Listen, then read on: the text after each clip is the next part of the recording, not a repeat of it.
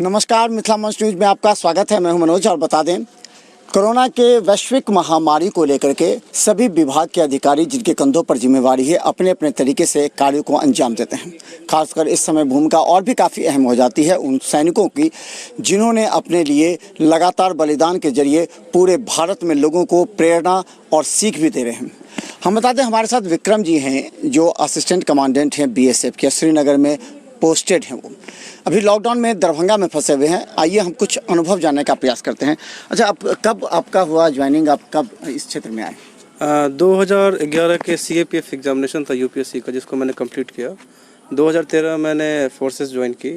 1 साल की ट्रेनिंग के बाद मैं 3 साल करीब मणिपुर में रहा। उसके बाद मैं अभी श्रीनगर में पोस्टेड हूँ।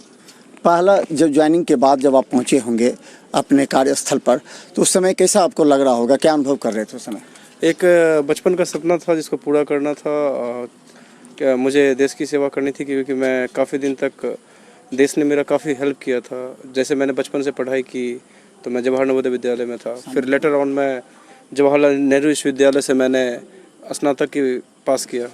तो इसमें काफ़ी योगदान था। मैंने गवर्नमेंट से मुझे बहुत कुछ मिला था और मैं सोचा कि इसको रिपे करने का इससे बढ़िया कोई माध्यम नहीं हो सकता था, और ये मैंने इस रास्ते को मैंने चुना। वहाँ आपने सुना होगा कि बॉर्डर पर आदमी खून, आदमी का गोली बारी, इस तरह की बात आप सुना होगा। आपने देखा क्या वहाँ पर? पहला बार जब गए होंगे तो क्या देखा? मैं मणिपुर में रहा काफ़ी दिन तक। वहाँ मैं विद्रोह रोधी संक्रिया में काम करता था। That is counter insurgency operations में मैं 3 साल रहा। वहाँ पे हमारी रोड ओपनिंग पार्टी होती थी। हमें रोड सिक्योर करना होता था ताकि आम लोगों के लिए और जो लोग फोर्सेस के लिए जो रोड यूज़ करते थे उनको सिक्योर करना होता था। तो काफ़ी हमें इम्प्रोवाइज एक्सप्लोसिव डिवाइसेस का सामना करना पड़ा। हमने कुछ साथी खोए। जब मणिपुर से हम निकल रहे थे तो उस वक्त भी हमारे 2 साथी का अपने बटालियन हेडक्वार्टर के आसपास ही उनको हमने अपने आँखों से शहीद होते हुए देखा। काफ़ी कुछ हमने खुद से देखा। मणिपुर में हमने जब तक हमारा प्रवास रहा तब तक हमें तो काफ़ी कोई दिक्कत नहीं हुआ, लेकिन जब हम निकलने लगे उस वक्त काफ़ी नुकसान हमने झेला मणिपुर से।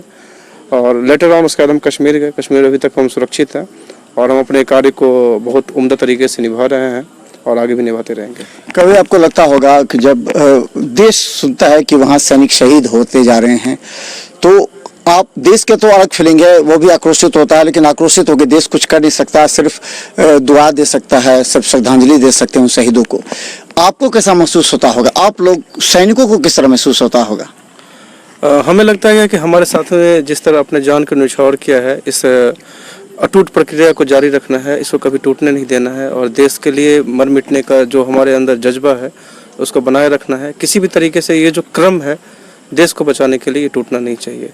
हम हमारे देश में जैसे अभी भारत के वीर एप्लीकेशंस के थ्रू आप उन शहीदों के आश्रितों को आप डोनेट कर सकते हैं। एक भारत के वीर है जो अक्षय कुमार ने इसको स्पॉन्सर करके बनाया था। इसमें हर आश्रितों को 15 लाख के करीब रुपया जाता है। तो हम इसमें भी काफ़ी काम कर रहे हैं और मैं चाहता हूं कि आपके न्यूज़ चैनल के माध्यम से भारत के वीर एप्लीकेशन का यूज़ करें और मैक्सिमम इसमें डोनेट करें ताकि आश्रितों को कुछ आपकी तरफ से सहयोग मिल सकता है। अच्छा, कश्मीर में जब आप पोस्टेड हैं तो वहाँ के हालात, पहले के हालात और अभी के हालात में क्या अंतर लग रहा है? क्या किस तरह के? कश्मीर के हालात, पहले के हालात और अभी के हालात में मैं ज़्यादा कुछ नहीं कह सकता हूँ, लेकिन हमें जो अनुभव होता है वो फर्स्ट हैंड नॉलेज हमें कहता है कि पहले से अच्छे हालात हैं। मैं इससे ज़्यादा अभी नहीं कह सकता। ठीक है। और हम जानना चाह रहे हैं कि कभी कभी आप लोग जब वहाँ काम करते हैं तो एक घर की याद सताती होगी, तो लगता होगा कि घर के लोग कहते होंगे बहुत वहाँ बमबारी हो रही है, कभी पाकिस्तान की तरफ से आ रहे हैं, कभी आतंकवादी वहाँ बम विस्फोट करते हैं आतंकवादी। तो घर के लोग की जो सोच होती है उस समय कि नहीं वो चले आए, तो घर के सोच और आपका सोच उस समय किस लगता होगा? हर माँ बाप का ये होता है क्या कि हमारा बच्चा एक अच्छा नाम कमाए, और उन्हें लगता है, मेरे माताजी पिताजी को लगता है क्या कि मेरा बच्चा जो बाहर है वो एक किसी काम के लिए गया है, वो काम अच्छी तरह निभा रहा है। हाँ, एक सिकनेस होती है कि बच्चा अपने पास रहता दूसरा कोई काम करता, वो कहते रहते हैं कि आप दूसरा कोई काम कर लीजिए, बट मुझे काफ़ी अच्छा लगता है वहाँ काम करने में और मैं मानता हूँ इससे बढ़िया काम कुछ नहीं है। देश सेवा का सबसे सर्वोत्तम तरीका को ये मानता हूँ, तो इसीलिए मुझे इस बात का मुझे ज़्यादा होम सिकनेस भी नहीं होता है। मैं बचपन से ही हॉस्टल में ही रहा हूँ क्लास 6 से 2000 से मैं हॉस्टल में ही हूँ। तो 2013 तक मैंने पढ़ाई की, उसका फोर्सेस ज्वाइन कर लिया, इसलिए मुझे ज़्यादा दिक्कत नहीं होता है। मेरे माँ बाप भी इससे पता है क्या कि लड़का बाहर ही रहता है, तो वो ज़्यादा परेशान नहीं होते। बट जब भी वहाँ कोई इस तरह की माने अवांछनीय घटनाएं होती हैं तब उनको थोड़ा बहुत परेशानी होता है, लेकिन इसके साथ हम जीना सीख चुके हैं। और अब जैसे यहाँ लॉकडाउन में आप यहाँ फंसे हैं, कैसा लग रहा होगा कि जो आदमी बॉर्डर पर या फिर अपने जो कार्य क्षेत्र में लगातार सक्रिय रहता होगा सुबह से लेकर शाम तक, वही ड्रेस वही ड्यूटी सब, तो यहाँ पर किस तरह का लग रहा था? बेसिकली इस बात का हमें काफ़ी दुख है कि हम मैंने कोरोना वायरस की महामारी बहुत ज़्यादा स्तर पे हमारे देश में फैल चुकी है। तो और हमारे फोर्सेस में क्या 1/3 के करीब जो होती है फोर्सेस वो छुट्टी पे होती है, और छुट्टी जाने की और आने की अनवरत प्रक्रिया चलती रहती है। यदि हम नहीं जाएंगे तो हमारे बाकी साथी वहाँ पे फंसे हुए हैं, वो आ नहीं पाएंगे, उनको भी घर जाने का मौका नहीं मिलेगा, क्योंकि बहुत सारे लोगों के घर पे ज़रूरी काम रह रहा होगा जो नहीं रहा होगा। इस बात को हम जानते हैं और महसूस करते हैं, और मैं जल्दी से जल्दी चाहता हूँ कि अपने यूनिट पहुँचूँ ताकि अपने साथी को रिलीव कर सकूँ जो मेरे स्थान पे काम कर रहे हैं, उनको रिलीव कर, ताकि उनको भी घर जाने का मौका मिले। और मैं जल्दी से जल्दी यथाशीघ्र वहाँ पहुँचना चाहता हूँ। हर आदमी चाहता है कि देश की सेवा में भाग लेना और देश की सेवा के लिए मर मिटना। कई युवाओं को भी यही उमंग और जोश होता जो आपको था।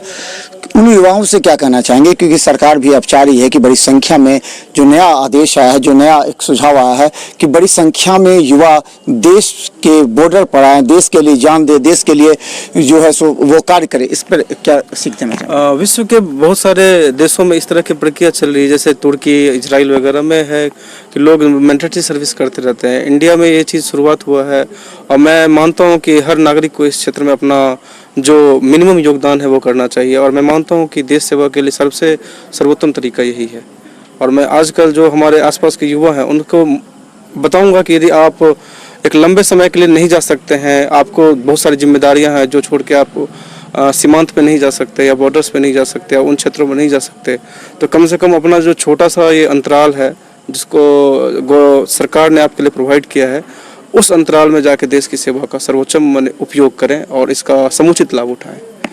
तो आप लोग को भी देश की सेवा में आना चाहिए, और युवाओं के लिए खासकर देश सिर्फ बलिदान ही नहीं मांग रहा, देश सेवा मांग रहा है कि आप अपने देश की सुरक्षा के लिए जो 1,35,00,000 लोग हैं, 135 करोड़ हैं, उस 135 करोड़ की जिंदगी बचाने के लिए, पूरे देश की सुरक्षा के लिए किस तरह सीमा पर आए, इसके लिए बड़ी संख्या में आवेदन भी मांगे जा रहे हैं।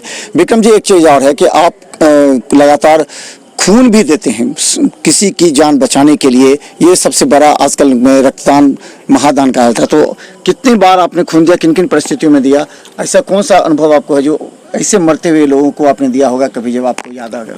बेसिकली मैं एक खून देने की प्रक्रिया मैं जवाहरलाल नेहरू विश्वविद्यालय में पढ़ा करता था, उस वक्त से शुरू हुई है। हम अननोन को ब्लड दे के आते थे, जैसे वहाँ वाटर कूलर पे एक पेस्ट चिपका होता था कि my brother require this, my sister require this. उन दिनों जिन दिनों मैं जेएनयू में पढ़ा करता था, डेंगू का बहुत ज़्यादा प्रकोप हुआ करता था, तो लोग प्लाज्मा डोनेट करने जाते थे। तो उन दिनों से मैंने ये मुझे काम मैंने शुरू किया, मैंने ब्लड किसी को डोनेट करना, ये नोबेल जॉब मुझे उस दिनों से कर रहा हूँ।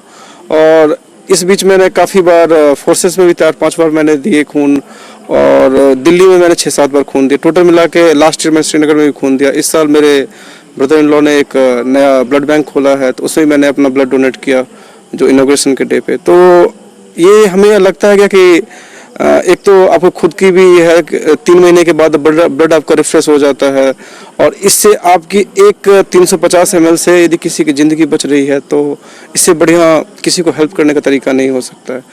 और मैंने अननोन लोगों को दिया है, और मुझे अननोन लोगों को दूसरे को देने में काफ़ी खुशी होती है। तो मैं मानता हूँ कि ये सबसे अच्छा काम है करने का, यदि किसी को ब्लड देते हैं। जो पहले हमारे यहाँ भ्रांतियाँ थी, खून देने से खून की कमजोरी हो जाती है या चक्कर आता है या किसी तरह की बातें होती है, वो इन चीज़ों को लोगों को उठना चाहिए। और यदि मैं दूंगा तो मेरे साथ वाले देंगे, मेरे मुझे जानने वाले लोग देंगे, तो उनके अंदर और समाज में जो भ्रांतियां हैं ब्लड डोनेशन को लेकर, भ्रांतियां खत्म होगी। मैं मानता हूं कि लोगों को बढ़ चढ़ के इसमें हिस्सा लेना चाहिए, और जो युवा वर्ग है उसमें और ज़्यादा इस चीज़ों में भाग लेना चाहिए। तो मिथिला मंच न्यूज आपको विक्रम जी से जो असिस्टेंट कमांडेंट हैं और बीएसएफ में हैं, हम आपको इसलिए इनसे परिचय करा करके इनके अनुभव को आपके पास बांट रहे हैं। अगर आप भी युवा हैं, अगर आप में भी कुछ करने की शक्ति है, क्षमता है और आप सोचते हैं देश की सेवा करनी, तो आ जाइए और इस कदर अपने देश की सेवा कीजिए कि आपके माता पिता, आपके समाज के लोग, आपके परिवार के लोग आपकी सराहना करें, लोग तालियों से आपका स्वागत करें। और जिस तरह इन्होंने कहा कि ब्लड डोनेशन, जिस तरह अगर आप अपने समाज में रहते हैं, आपका 350 ml ब्लड कितने लोगों की जान बचा सकता है, और ये भी एक समाज सेवा की श्रेणी में आता है। तो मिथिला मजदूर के कार्यक्रम से दीजिए इजाजत, बने रहे यूट्यूब पर हर अपडेट खबर के लिए। धन्यवाद।